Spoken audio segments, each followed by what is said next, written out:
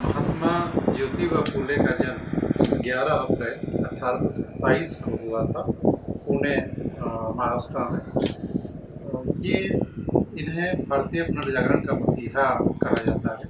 इसलिए कहा जाता है क्योंकि इन्होंने न सिर्फ एक सामाजिक आंदोलनों को नया आयाम दिया, बल्कि एक कई तरीके से पारिवारिक आंदोलन को भी आयाम दिया था। हम सब जानते हैं कि शिक्षा के प्रति किसी भी किस्म का निवेश हमारी जनरेशन को प्रभावित करने में और उसको बदलने में बहुत बड़ी भूमिका निभाता है। और यह विडंबना रही है कि भारतीय समाज सुधारकों ने शिक्षा सब तक पहुंचाने के लिए प्रयास नहीं किया, जिसके लिए पुरजोर प्रयास महात्मा ज्योतिबा फूले ने किया था। और न सिर्फ प्रयास किया, उन्होंने शिक्षा ग्रहण किया। उन्होंने ये माना कि इस देश की जो आधी आबादी है, देश की महिलाएं यदि पूरी तरह से शिक्षित नहीं होती हैं तो वह शिक्षा, संपूर्ण शिक्षा की अवधारणा निराधार है। इसकी वजह से उन्होंने स्त्री शिक्षा के लिए बहुत प्रयास किए। और इसके लिए जब भारतीय समाज का मुख्य धारा का तबका उनके साथ नहीं आया तो उन्होंने अपनी पत्नी को ही सबसे पहले पढ़ाया, उन्हें इसके लायक तैयार किया कि वो एक शिक्षिका बन सकें। तो स्त्री शिक्षा के लिए उन्होंने लगातार काम किया। और भारतीय इतिहास में कुछ ही ऐसे महापुरुष हैं जो सपत्नीक स्वयं के साथ, अपनी पत्नी के साथ भी एक सामाजिक आंदोलनों को उतनी मजबूती प्रदान करते हैं। उसमें महात्मा ज्योतिबा फूले का एक बहुत बड़ा योगदान है, क्योंकि न सिर्फ वो समाज के लिए बदलाव लाने का काम करते हैं, बल्कि अपने परिवार में अपनी पत्नी के प्रति भी बदलाव लाने का काम करते हैं। और उनकी पत्नी उनके सामाजिक आंदोलनों की एक मजबूत साथी के रूप में बन के काम करती है। इस तरह का बेहतरीन व्यक्तित्व संभवतः भारतीय इतिहास में दूसरा कोई नहीं मिलेगा, जब दोनों लोग एक दूसरे के मिशन को मजबूती प्रदान करें। इसके साथ ही साथ देखिएगा कि उसमें अंग्रेजी राज के समय में भी शिक्षा सबके लिए उपलब्ध नहीं थी। कुछ खास तबके तक ही शिक्षा प्रचलित थी। कुछ मदरसों में और कुछ मंदिरों में ही अध्ययन अध्यापन चल रहा था। और उसी अध्ययन अध्यापन के कारण मंदिरों मस्जिदों में जिनकी पहुंच नहीं थी वे शिक्षा प्राप्त नहीं कर पाते थे। इसी कमी को दूर करने के लिए ज्योतिबा फूले ने वहाँ के दलित जातियों के लिए, वंचित जातियों के लिए शिक्षा की शुरुआत की। स्त्रियाँ जो पूरी तरीके से वंचित थी इस शिक्षा की प्रक्रिया से, उनके लिए शुरुआत की। इसकी वजह से उन्हें बहुत सारी सामाजिक प्रताड़नाएँ झेलनी पड़ी। समाज के एक संकीर्ण विचारधारा के तबके द्वारा उनका लगातार विरोध किया गया। उनके परिवार वालों को, उनके पिताजी को बरगलाया गया। उनके पिताजी ने सामाजिक दबाव में आकर के इनको अपने घर से निकाल दिया। लेकिन इतने सारे तनाव, इतने सारे अपमान झेलने के बाद, चूँकि उनके मन में एक बेहतर समाज और बेहतर भविष्य बनाने की चिंता थी, इस वजह से वो सारे अपने कामों का अंजाम देते रहे। अलग रह करके भी उन्होंने शिक्षा के लिए काम लगातार किया। इसके साथ ही साथ उन्होंने अंग्रेजी शिक्षा पे भी बहुत जोर दिया।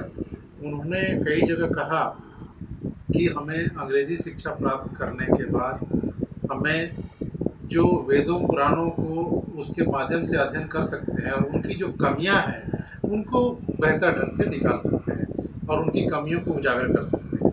तो उस समय जो अंग्रेजी शिक्षा न सिर्फ आधुनिक शिक्षा का एक पर्याय थी, बल्कि एक एमेंसिपेशन का, एक मजबूती का जरिया थी।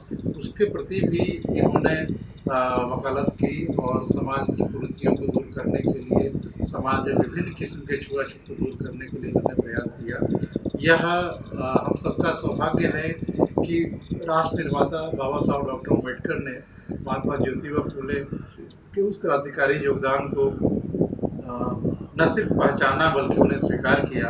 अपनी कई पुस्तकें उन्होंने समर्पित की ज्योतिबा फूले को। और ज्योतिबा फूले के उनके जो एक वास्तविक देश के प्रति अवदान है उसको चिन्हित किया, रेखांकित किया और कई मामलों में उनको अपना एक प्रेरणा स्रोत भी माना। तो उनकी उस लेगेसी का परिणाम है कि उनके बाद के सामाजिक आंदोलनों ने, उसके बाद के दलित आंदोलनों ने ज्योतिबा फूले, सावित्रीबाई फूले को एक अपना महापुरुष माना।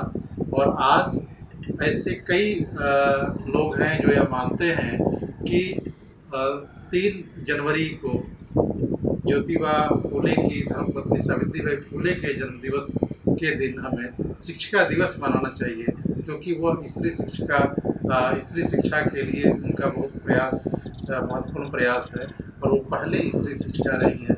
इस वजह से उनके प्रति एक आदर व्यक्त करते हुए 3 जनवरी को शिक्षिका दिवस मनाया जाना चाहिए। और उसी तरह से 11 अप्रैल को, चूँकि भारतीय समाज को सही अर्थों में उसके अपने लोकतांत्रिक अधिकारों को दिलवाने का काम महात्मा ज्योतिबा फुले ने किया था, तो 11 अप्रैल को एक नया एक आंदोलनकारी दिवस के रूप में मनाया जाना चाहिए। ज्योतिबा फुले एक अच्छे उद्यमी भी थे। जब खड़गवासला का बांध बन रहा था पुणे में, तो उसके लिए बहुत सारा बिल्डिंग मटेरियल की सप्लाई ज्योतिबा फुले द्वारा की गई थी। तो कहीं न कहीं उन्होंने यह भी माना कि विद्या के नहीं होने से हमारे कई सारे अवगुणों का कई सारे अवगुण शामिल हो जाते हैं, और जिसकी वजह से वित्त की भी, धन की भी कमी हो जाती है, और धन के बिना व्यक्ति गुलामी को और दासता को प्राप्त करता है।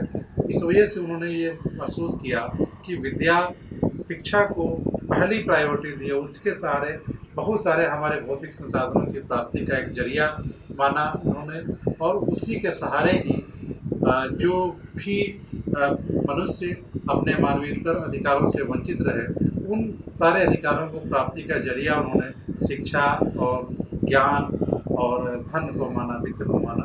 उनका ये संदेश कहीं न कहीं वंचित जातियों में बड़े पैमाने पे उनका संदेश फैल रहा है। लोग उनकी बातों को अपना रहे हैं, उनकी जयंतियाँ मनाई जा रही हैं, उनके लिखे हुए को गुलामगिरी, किसान का कोरा और इन सारी रचनाओं को लोग पढ़ करके, और उनमें उसके बाद के समाज में एक नए सामाजिक परिवर्तन की शुरुआत हो रही है, और जिसकी झांकी आपको लोकतंत्र के मजबूत होने में और उन जातियों के मजबूत होने में दिख रही है जिनके लिए ज्योतिबा फुले और सावित्रीबाई फुले ने काम किया।